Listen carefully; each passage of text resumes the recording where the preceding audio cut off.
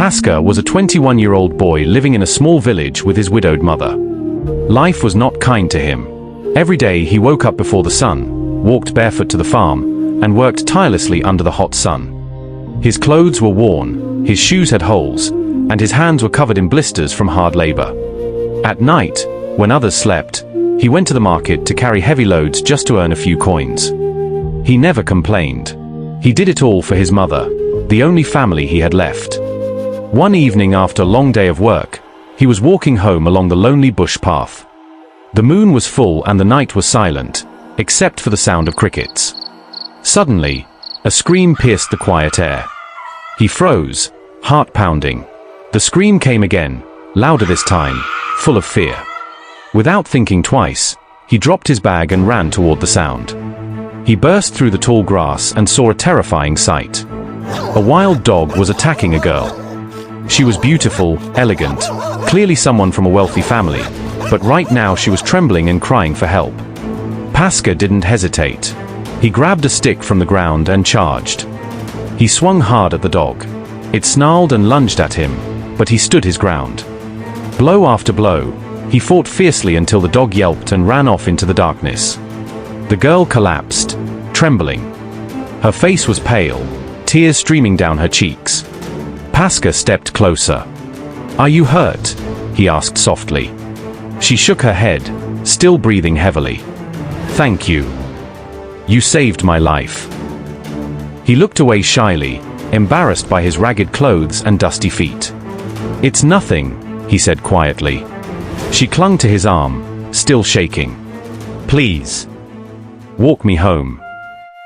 They walked slowly through the bush path under the moonlight. She stole glances at him, studying his face.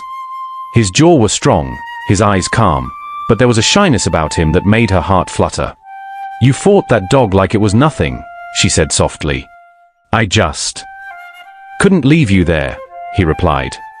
They walked in silence for a while until they reached her home. When Paska saw it, he froze. It wasn't a house.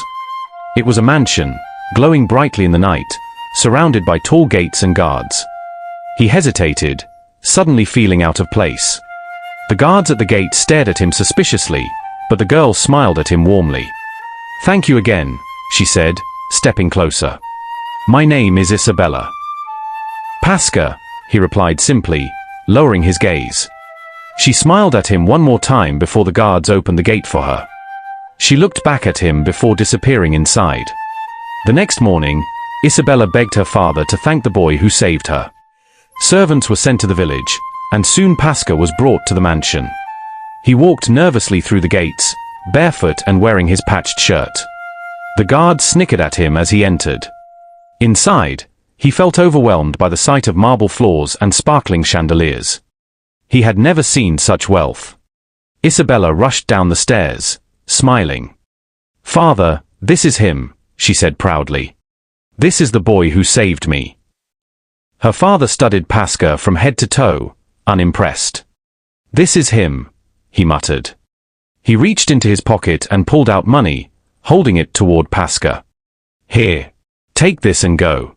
You've done enough." Paska stared at the money for a moment, then shook his head. "I don't want it," he said firmly. "I didn't save her for money." Isabella's heart skipped. No one had ever spoken with such honor in her father's mansion. Her father's expression darkened. "Listen to me," he said sharply. "Stay away from my daughter. You are not her kind." Paska lowered his gaze, silent. Isabella's eyes filled with sadness as she looked between them. Her father's voice boomed through the hall. "Take him out." That evening, Paska walked back to his village under the stars. His heart was heavy, his mind restless.